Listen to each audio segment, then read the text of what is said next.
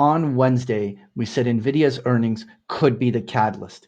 And here we are, 24 hours after the earnings, and the stock market has broken. I'm going to break down what just happened and what could happen next. Let's dive into it. All right, so here we are. Now, over the last several weeks, we've been talking about the risks to the markets, and it all came together with us doing that live stream on Nvidia's earnings. We were all anticipating Nvidia to beat on its earnings, but we were asking the question, will smart money sell into that strength? Will we see that be a reversal point in the market? And will that be enough to break this market? Well, the market broke. Now, so what now? Like, where is this going to go and how should you frame it? Now, let's just put a couple of things into context. First of all, how important was Nvidia?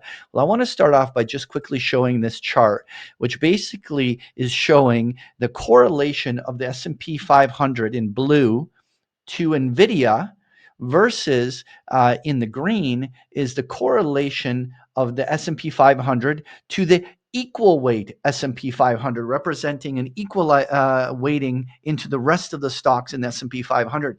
And what you can see right now is S&P 500's performance is more correlated to the Nvidia than it is to the rest of the market or the rest of the stocks in the S&P 500. It's an actually amazing kind of statistic out there.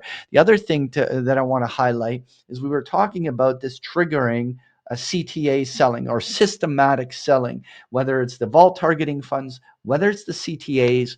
It was going to trigger certain points that hit where systematic selling happens, no discretion, no fundamentals. It's just when they sell, when the technical triggers are there. We're talking about hundreds of billions of dollars to sell. And what we have here is from Tier 1 Alpha, a clear chart showing CTA positionings in US equities.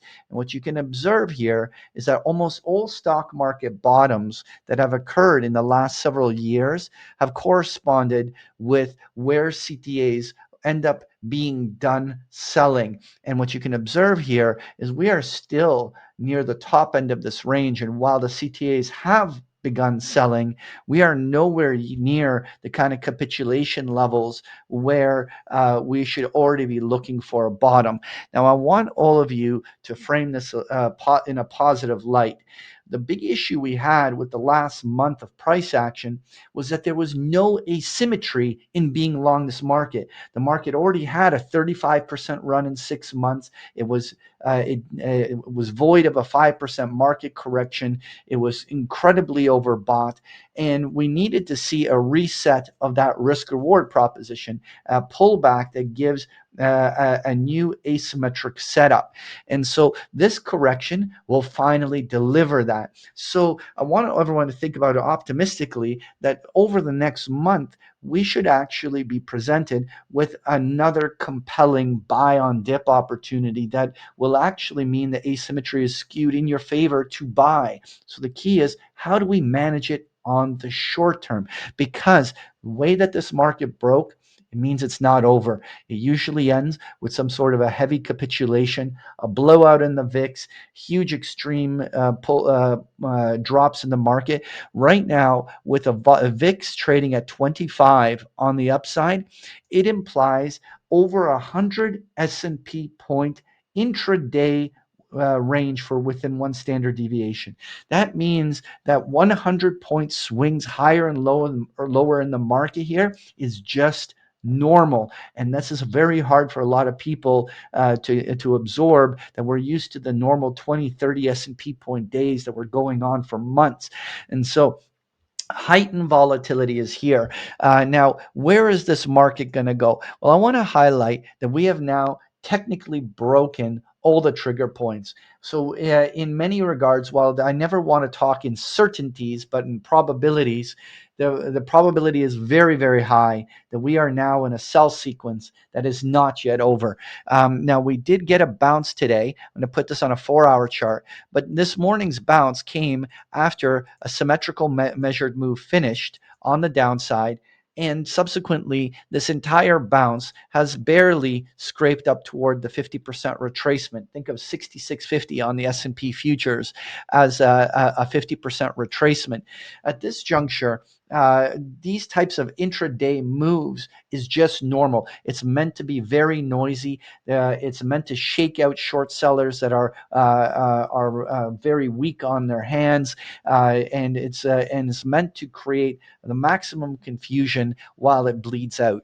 What we're likely to see here is a couple more downdrafts, and it could come quick. We have the option expiration today. This was a high gamma event, but it's almost over, and it looks like the market's going to get through it. But we have a low volume, shortened week next week with the Thanksgiving holiday in the US and market closures pretty much on the last 2 days, while the market is open for a half day on Friday.